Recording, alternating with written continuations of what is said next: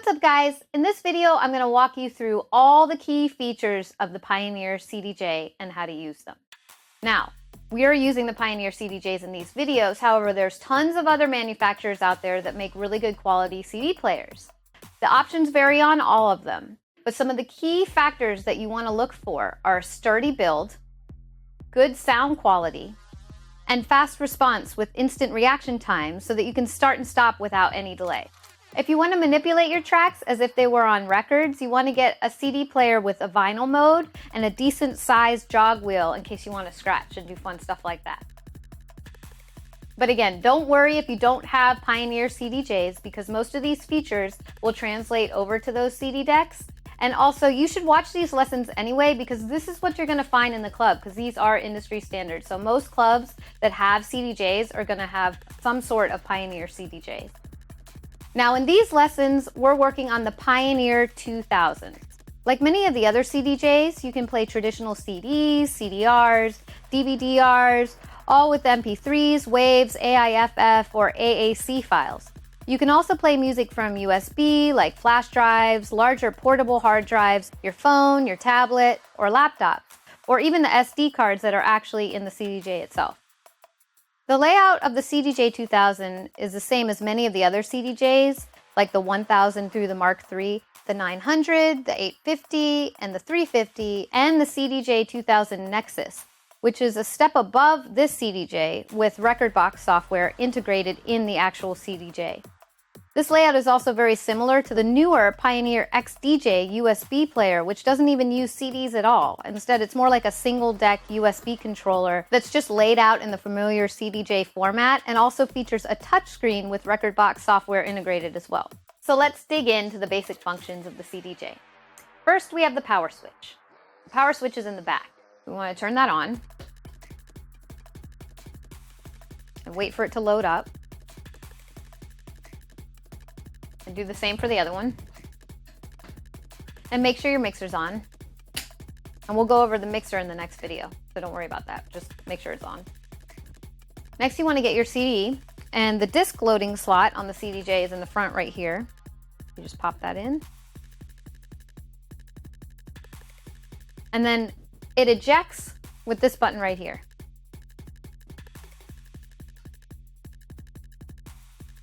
Next, we have the lock and unlock switch, and that's located right here.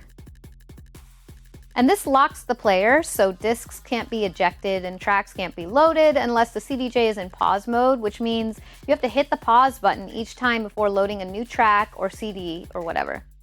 I usually leave it on unlock, but if you're afraid that you're going to unload the CD on the wrong player or load the wrong track on the player that's playing out, then put it in lock mode. There you go. Next is your USB loading slot, and that's located in the upper left corner. And you just flip this up and load it in right here.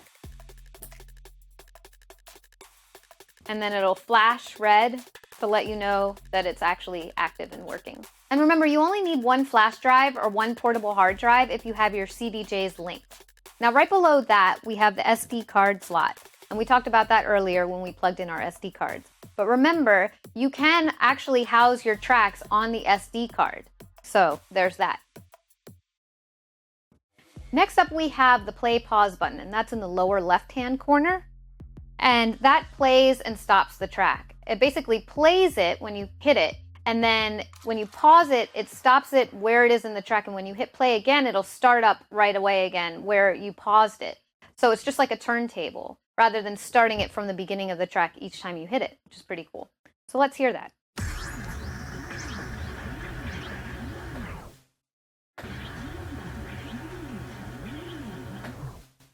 Right above the play pause button is the cue button. The cue button sets and triggers cue points. Now, these two buttons have different flashing lights. The play pause button has a green flashing light, and the cue button has an orange one. And these lights actually mean something. So when they're both blinking, it means the track has been played, but it's not at a set cue point. And then when you press play, they both turn solid.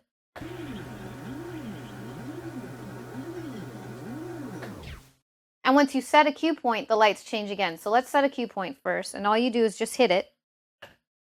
Okay, now if you look here below the sound wave, we have a little triangle there, and that's showing that a cue point has been set there. So now the Q button is actually solid orange and the play button is blinking. So that means the Q point has been set. Now, if we want to play it from the Q button, what we do is we press and hold the Q button to play it from the Q point. But once we let go, it's going to stop playing and go right back to the Q point.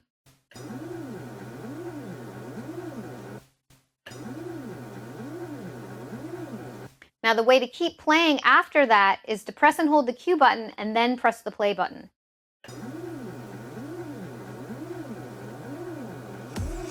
And now it continues to play, and they're both solid again. Notice they're both flashing again. That means that it's not positioned at that Q point anymore. However, the Q point's still there. So if you want to jump back to it, what you do is you hit play, and then hit the Q button again, and it jumps back to the Q point and stops the deck. This is mainly for auditioning your tracks when you're beat matching, which we'll get into later, and you want to hear one track playing with the other track and make sure they're on time. That's when you hit the Q button and hold a few times to make sure it's on, and then you can hit play when you're ready to actually play it. Or you can just hit the Q button, have it jump to that Q point, and hit play from that Q point. Just like that. Above that, we have the search and track search buttons. The search buttons search within the track, and the track search buttons jump to the next track or the previous track.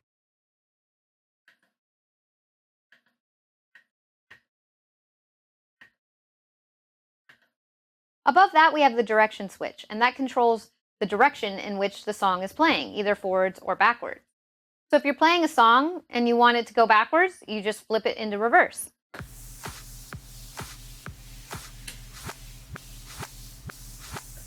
Pretty cool feature right there. Okay, now let's move over to the jog wheel. That's this big disc right here, and it's the platter of the CDJ, and it mimics the platter of a turntable. This allows you to manually control the song that you're playing, whether it be on USB or CD. So before we start actually moving the jog wheel, there's two different modes that you want to know about, depending on how you want to adjust it. And those are accessed right here. There's vinyl mode and CDJ mode. Vinyl mode makes the platter react just like a turntable would. So if you touch the top of the platter, the song stops. Just like if you touch the top of a record, the song's going to stop. And this is how we'll be using it most of the time in these lessons. And it's also great for scratching. So let's see how that works. We have this track right here, and I'm going to touch the top, and it's stopping it, and I can move it back and forth and let it go. Stop it again. I can also speed up and slow down the track by touching the outside of the wheel. So if you go clockwise, it gets faster. And if you go counterclockwise, it goes slower. You can also forward and rewind the track with the top, but remember it will stop the track. So listen to this.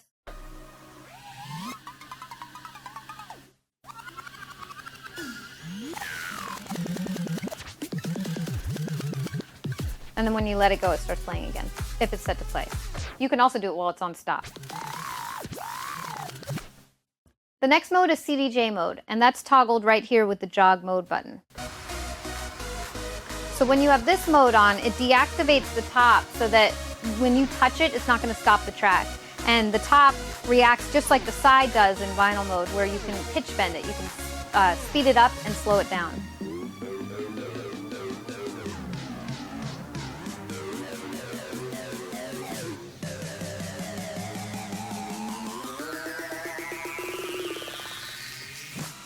So let's set it back to vinyl mode because that's what we're going to be using for all of these lessons. So right next to that, we have the jog adjust knob, and that adjusts the tension of the jog wheel, either light or heavy. I usually like to keep it in the middle, but you can play around and see what works for you. You can just feel it. So if you have it set to heavy, it's a lot harder to push and pull and turn. And then if you have it set to light, it's super easy and super light. But it's good to have a little bit of tension on there, which is why I like the middle setting. And right next to that, we have the vinyl speed adjust knobs, and that adjusts the touch sensitivity and the start and stop of the platter. This top button adjusts the brake, so it controls how fast or slow the platter stops when you press the play pause button. So let's hear that. When it's all the way to the left, it stops instantly.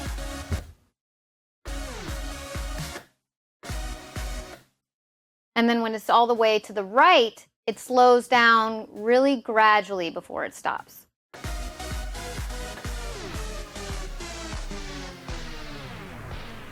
And that mimics the turntable when you twist the power switch, and it slows down the platter of the turntable really slow to a stop. Now this knob goes everywhere in between those settings, and I like to keep it more towards the middle because then you get to hear like a little sound when you hit play pause, which sounds like a turntable when it stops instantly, when you press the start stop button on a turntable.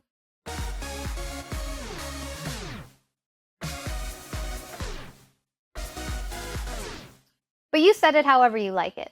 Next we have the release start knob, and that adjusts how fast the platter starts the song when you hit the play pause button or when you touch the platter. So when you have it all the way to the left, it's instant. So it sounds just like this.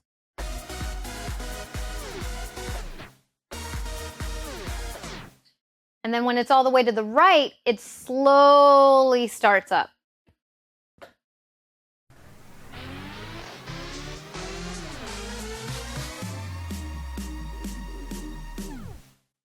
And then it goes everywhere in between in the middle. And the same goes for the platter when you lift your hand off the platter for it to start. So let's play it. Now we're going to set it all the way to the right again. We're going to stop it with our hand. And when I lift up, it's going to slowly start up again.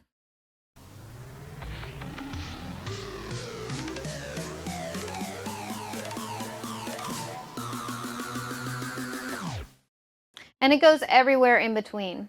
So for this, I like to have it on the instant start rather than it taking any time to start up at all. I want it to start right away. So whether I hit the play button or lift my hand up off the platter, I want it to start right away. And I recommend that that's where you set it normally, unless you want to do some cool trick where you're starting up your set in a slow, random way. Next on the jog wheel, we have the jog dial display, and that's right here in the center. The outer ring is the vinyl mode display, and that's a visual representation of where you are in the immediate place of the song. So if you start it up, and here I'm scratching this first beat right here, just rubbing it back and forth, and you can see it moving back and forth, so I can get right on and be more exact. And then if I let it go, and then rewind it back, it's showing me that I'm right back where I started.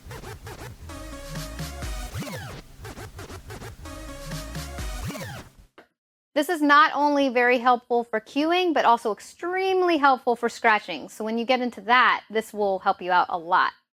Next, we have the little red mark in there, and that denotes the position of the cue point. So since we have one cue point set, if we jump back to that cue point, so we press play, and then hit cue again, notice the outside vinyl mode display is now lined up with the little cue mark right there. And that's the beginning of our song, because that's where we set the cue point. And last on the jog wheel is the jog wheel light ring. And that's this ring of lights right here around the jog wheel. And it stays solid most of the time. It's just lit up until you get to the end of your track. And then it will start flashing to let you know that it's at the end. And this is really helpful because you can see it out of the corner of your eye. You don't even have to look at the screen to know that your song is about to end, and you have to get that next song in really quick. Otherwise, you're going to have dead air. So let's see that. Here we are, and it's solid. But now, look, it's flashing because it's at the end of the song. And that's a super useful feature. Next up, we have the tempo controls. The tempo controls are located right here, and we'll start with the pitch control, or the tempo control slider. And that changes the playing speed of the track. So faster is going towards the plus, and slower is going towards the minus.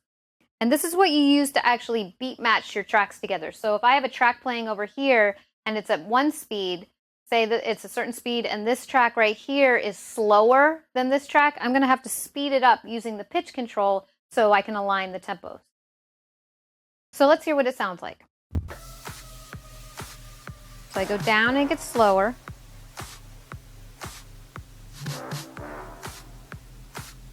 And up for faster. Now when it's at the middle, at the 0 point, that's the area where the track was actually produced. That's the actual speed of the song. And you can always jump back to that by hitting the tempo reset button. And that button's right here. So say I have it sped up, and it's playing really fast, and then I hit tempo reset, it's going to light up at the 0 point and it goes back to the original speed.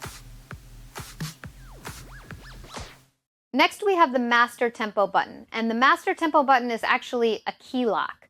So if I speed it up without master tempo on, it's going to speed up the keys of the song. So let's go a little further in the track so you can hear some keys.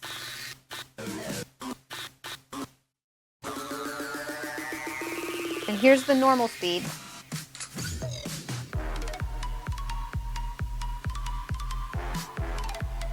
And you hear how they get higher in pitch. But if I hit master tempo or key lock, it's going to bring it back to the original key.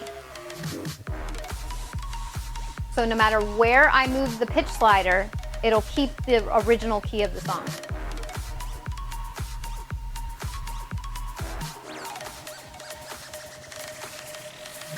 Also, one thing to think about with the master tempo or the key lock is that if you're using Serato software or Tractor software in conjunction with the CDJ, you're going to want to have this turned off. And the reason why is because the software will think that the pitch control isn't active, and then when you're moving it, it's not going to make any adjustments.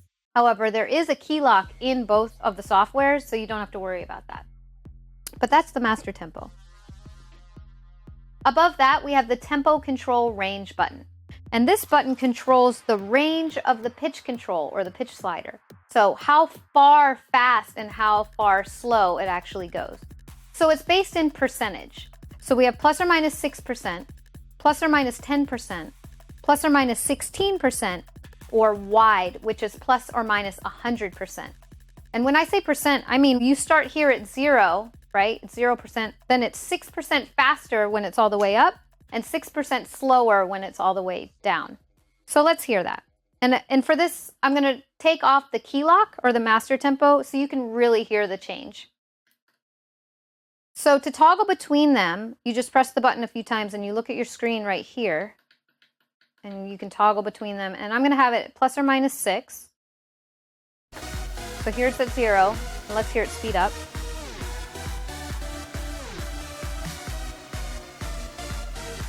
Slow down, right?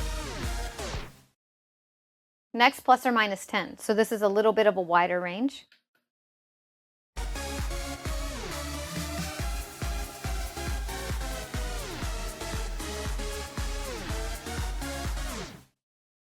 Plus or minus 16.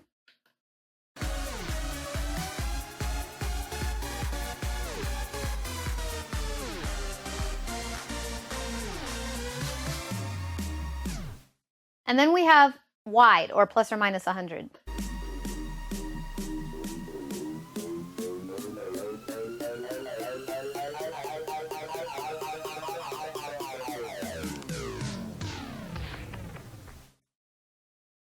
And when it's all the way down, it actually stops in that wide mode. So a tip for you guys, when you're just starting out, I recommend plus or minus 6 to start, because that is the smallest range, which means it takes a further push to push the slider to the next point or the next percentage point. And this makes it easier to mix. So if I have it on plus or minus 6, you know, it takes a lot to move it from the range. But if you're in the wide mode, it's a tiny, tiny movement and it jumps like a big range of percentage points. And that makes it really a lot more difficult to mix. So plus or minus 6, and then when you get a little better at beat matching, jump to plus or minus 10. And then if you need a wider range, plus or minus 16, and only for those rare instances where you really want to jump from different speeds, use the wide mode. But in our lessons, we're going to pretty much stay in plus or minus 10, plus or minus 16, and plus or minus 6. So that's a good rule of thumb for you guys. Next up, we have the digital display. This displays all the info about the track that's playing and allows you to browse through the tracks on your CD, SD card, or USB device. This one is actually pretty extensive, but don't worry, I'm going to walk you through it step by step in the next video. The next feature we have is right here, and it's the Time Auto Cue button. This changes the display mode to show either the song's remaining time or elapsed time. So right now I have it set to remain. And if I want to take it off, I just hit the button, and then it'll go blank, and that means it's in elapsed time. And then the numbers also change here. So this shows this song is all the way over here kind of towards the end. So it shows, 3 minutes and 21 seconds, 42 frames has played or elapsed in the song. But if I hit remain, it's showing me now that there's 1 minute and 11 seconds and 35 frames left in the song. So that's this part. And you notice like the line down here changes. So that's what's left, and elapsed is what's already played. So it's a good rule of thumb to leave it on remain because it's not really helpful to know how much of the song you played. You really want to know how much time is left because that's how much time you have to get the next song in and running. So also with this button, you can set your auto cue. So to set auto cue, it's set right now, but I'm going to take it off. And you just hold it down. So instead of a quick press to go from remain and elapsed, you want to hold it down and it'll activate auto cue. When auto cue is on, it sets a cue point before each song and automatically stops the CD between each song. Next, we have the needle search ribbon, and that's this ribbon right here. And this is really cool because it's touch sensitive. So you can scroll through your track by rubbing the little ribbon right here. But it only works when the player is paused. Once it's on, it automatically locks it. So you can't search through it accidentally or accidentally hit it or whatever. But if you want to scan through really quick, this is a really good feature to get to different points of the song. Right below that, we have our loop functions. And that's right here on the left, and you can also control them a little bit here on the right with these buttons. This feature is a bit more advanced, so I'm going to cover it in depth in a later video. And then over here, we have the cue control buttons. And this is where you can navigate and control your cue points in conjunction with the main cue button down here next to the play pause. And it also works together with the hot cue area over here all the way to the left, where you can set and delete and control your hot cues and hot cue loops. The cue control and hot cue functions are a bit more advanced as well, but don't worry, I made a video totally dedicated to that, so I got you covered. So that's it. That's all the basic features and functions of the CDJ 2000.